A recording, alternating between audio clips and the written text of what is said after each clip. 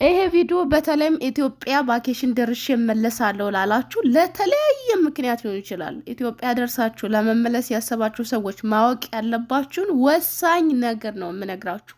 በጓደኛ ላይ የደረሰባት ነገር እናንተ ላይ እንዲደርስ አልፈልግም እና አስቀድማችሁ ተጠንቀቁ። ይህንን መረጃ ለሁሉም እንዲደርስ ቪዲዮ ላይክ በማድረግ ጀምሮ፣ ላይክ እያደረጋችሁ አይደለም፣ ላይክ በማድረግ ጀምሮ ትላችኋለሁ። ሰላም ሰላም፣ እንዴት ናችሁ? የተከበራችሁ ቤተሰቦች ደህና ናችሁ? እኔ ያለው እግዚአብሔር ይመስገን። እናንተም በያላችሁበት ሰላማችሁ ይብዛልኝ። ዛሬ እንግዲህ ይዤላችሁ የመጣሁት ከኢትዮጵያ እንግዲህ ማለትም ከተለያዩ ሀገራት ወደ ኢትዮጵያ ቫኬሽን ለምትሄዱ ቤተሰብ ለመጠየቅ ሊሆን ይችላል፣ የተለያዩ ነገሮችን ለማስተካከል ሊሆን ይችላል። ብቻ በብዙ ምክንያት ኢትዮጵያ ሄጄ ደርሼ እመለሳለሁ ብላችሁ ያሰባችሁ ሰዎች ለእናንተ በጣም ወሳኝና ወሳኝ የሆነ መረጃ ነው ዛሬ ይዤላችሁ የመጣሁት ማለት ነው። ይሄንን ስትሰሙ ወይ ቫኬሽናችሁን ልትሰርዙ ትችላላችሁ፣ የተለያየ ነገር ልታደርጉ ትችላላችሁ፣ የሆነ አንድ ነገር ትወስናላችሁ ብዬ አስባለሁ። አለማወቅ ጥሩ ነገር አይደለም እና ያለውን ነገር ማወቅ አለባችሁ። ሰው ያለውን ነገር አይናገርም። ያለው እውነታው ምንድን ነው መሬት ላይ የሚለውን ነገር ስትሰሙ ሀሳባችሁ ልቀይሩ ትችላላችሁ፣ አይታወቅም። ዞሮ ዞሮ ግን ብትቀይሩም ባትቀይሩም አውቃችሁት በቃ ይሄ ሀላ አይደለ፣ ለዚህ ነገር ዝግጅታችሁን ጨርሳችሁ እንድትሄዱ ፈልጋለሁ። በጓደኛ ላይ የደረሰባት ነገር በጣም ነው የሚያሳዝነው። ስትሰሙ እናንተ ራሱ ምን እንደምትለው አላውቅም። ለማንኛውም ስሙት።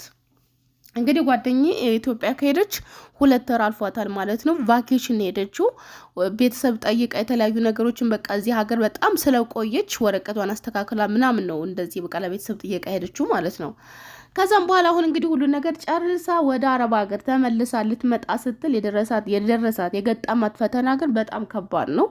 ምንድን ነው እንግዲህ ኢትዮጵያ ውስጥ በአሁን ሰዓት ቫኬሽን ስትሄዱ ተመልሳችሁ የተለያየ ሀገር ልትሄዱ ስታስቡ ቅድሚያ አሻራ መስጠት አለባችሁ ማለት ነው። አሻራ ሳትሰጡ የትም መንቀሳቀስ አትችሉም። ቪዛችሁ ሁሉ ነገር እንደደረሰ ከዚያ በመቀጠል 10 ጣታችሁ አሻራ ትቀበላላችሁ። ማለትም በመጀመሪያ አሻራ ትሰጣላችሁ።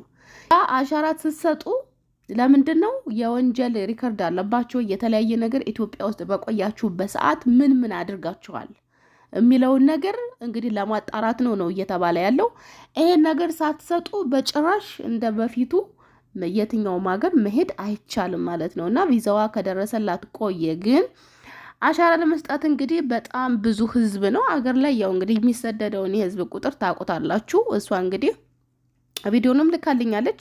የሀገር ሰው ነው እየተሰዚያ ጋር ያለው ማለት ነው አሻራ የሚሰጠው። ያ ሁሉ ሰው አለ። ያ ሁሉ ሰው እንዳለ ሆኖ ደግሞ ፌዴራሎችም አሉ።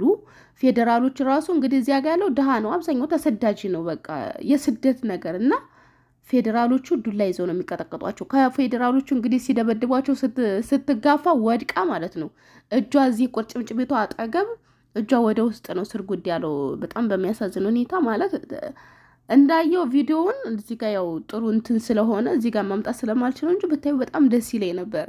ግን ደምነክ ምናምን ነገሮች እዚህ ጋር አይፈቀድም ማለት የት ነው ያለነው ምናምን ትላላችሁ ማለት እዚህ ጋር ወንጀለኛ ሰው የለም፣ ምንም አይነት ሰው የለም፣ የሚሰደድ ሰው ነው ያለው ማለት የታዘዘውን ትዕዛዝ የተደረገባቸውን ነገር እየፈጸሙ ነው ያሉት። አዎ አሻራ ሰጣችሁን የምታልፉ ከተባሉ እሺ፣ ቪዛዋ ሁሉ ነገር ያለ መሰለፍ ሌሊት የወጣች ነች። ሌሊት ወጣ ግን ህዝብ ነው ያለው። እዚያ ጋር ትደበደባላችሁ። ምንም የሚሰራ ሰው የለም፣ የሚጣላ ሰው የለም፣ ምንም ነገር የለም። ግን ይመቷቸዋል። ምን እንደው መንስኤው ራሱ አይታወቅም። እና እንደዚህ ሲመቱን ስጋፋ ወድቄ ነው ያለችው። እጇ በጣም በሚያሳዝን ሁኔታ እያለቀሰች ማለት እንዴት እንደሚሄድ ራሱ አላቅም።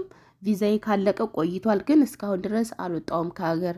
እጇንም ማሳየች ምናለችኝ እና በጣም ያሳዘነችኝ።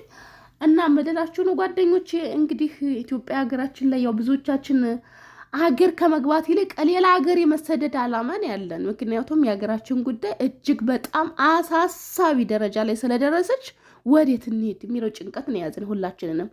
ቢሆንም ግን ኢትዮጵያ ቫኬሽን የምትሄዱ ሰዎች ለእናንተ በጣም ይጠቅማችኋል ብዬ ነው ያወቅኩትን ነገር ልንገራችሁ። ለምን ሀገር አለኝ ብላችሁ እንደ ማንኛውም ሰው ቤተሰብ ጠይቄ እመጣለሁ ብላችሁ እንደ ድሮ አይደለም። ምናልባት ሲደበድቧችሁ አይበላውና የሆነ ነገር ብትሆኑ እጃቸው ቢሰበር ምን ቢል ይሄ ምንም ስለሰራችሁ አይደለም። ነገር ግን ዱላ ግዴታ ነው መሰለኝ በአሁን ሰዓት ደግሞ የሚማቱት እንደዚህ በተራ ነገር አይደለም።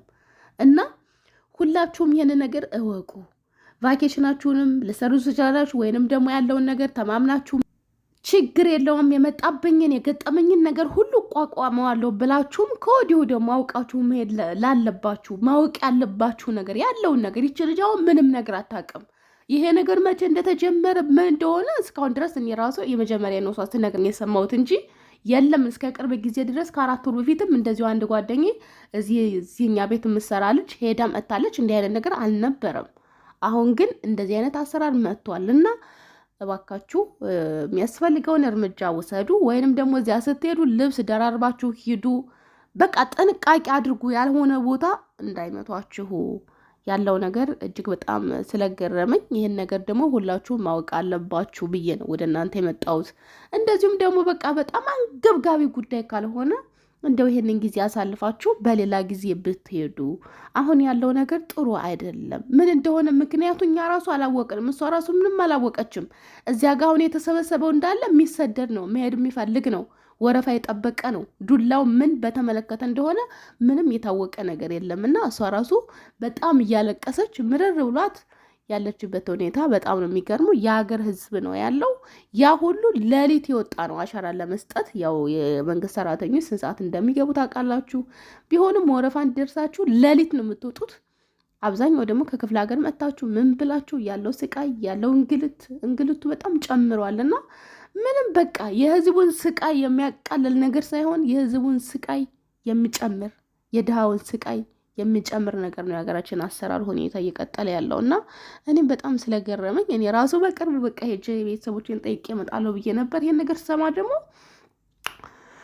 ምን ሀገር አለኝ አልኩኝ። ሀገራችን የት እንደሄደች አላውቅም። ሀገራችን ግን የት ሄደችው? ሀገራችን እኮ ከጠፋች ቆይታለች። በእውነት ሀገራችን ግን ወዴት ነው የተሰወረችው? እኔ ብዙ ሰዎች ስደት ላይ ሆነው ሌላ ሀገር የሚሰደዱበትን ምክንያት ሲያመቻቹ አይቻለሁ ጓደኞቼ። እና እንደውም አንዲት ጓደኛ በቃ ቱርክ ገብቼ ከቱርክ በእግሬ ወደ እንግሊዝ እገባለሁ ብላ የቆረጠች ልጅ አለች። ለረጅም ዓመት ቢላ ቤት ስትሰራ የነበረችው እዚያ አጅሟን ማለት ነው። እንደዚህ ድክም ቢላትም ከዛሬ ነገር የአገር ሁኔታ ይስተካከላት ስትል ስትጠብቅ ቆይታ ግን ተስፋ የሚያስቆርጥ ነገር ሲሆንባት ምንድን ያለችው በቃ ቱርክ እገባለሁ ከቱርክ ወደ እንግሊዝ ነገሮችን ማመቻቸት ነው የምፈልገው ከዚህ በኋላ ብላ ተስፋ ቆርጣ ቁጭ ብላለች። እና አገራችን የት ነው ሄደችው? አገራችን ምን ውስጥ ነው የገባችው? አገራችን እኮ ከኛ ከተሰወረች ቆይታለች። ኢትዮጵያ ግን የት ሄደች? በእውነት ማረፊያችን ተስፋ ያደረግናት ሀገራችን ቢደክመን ሀገራችን ሰርተን ገንዘብ ብናገኝ አገራችን እንኖራለን። አገራችን ቤት እንገነባለን። አገራችን ሱቅ እንከፍታለን። አገራችን ብዙ አቀደን ነበር እኮ። ግን አገራችን የት ነው ሄደችው? በጣም ነው ጥያቄ ሆነብኝ። አገራችን የት ሄደች? ለምንድን ነው በህዝብ ላይ እንዲህ አይነት ስቃይ የሚወርደው? እኔ አላቅም። ለማንኛውም ጠቅላላ መረጃውን እወቁት ብዬ ነው። ምክንያቱም ሳታውቁ ሄዳችሁ እንዲህ አይነት ነገር ሲገጥማችሁ ሰርፕራይዝ ሆናችሁ እንዳታለቅሱ፣ እንዳትሰበሩ እና አውቃችሁ መሄዳችሁ ደግሞ ጉልበት ይሆናችኋል ብዬ አስባለሁ። ለሁሉም ነገር የተዘጋጃችሁ ያወቃችሁ ስትሆኑ ሰርፕራይዝ አትሆኑም። ምንም ነገር ሳታውቁ ግን እንዲህ አይነት ነገር ሲገጥማችሁ ከለቅሶም በላይ ትሰበራላችሁና ይሄ ነው ያለው ነገር። መረጃ መስማት ሙሉ ሰው ያደርጋል ብዬ ስላሰብኩኝ ነገር አሰምቻችኋለሁ። በድጋሚ እስከምንገናኝ በያላችሁበት ሰላማችሁ ይብዛልኝ። ቻው።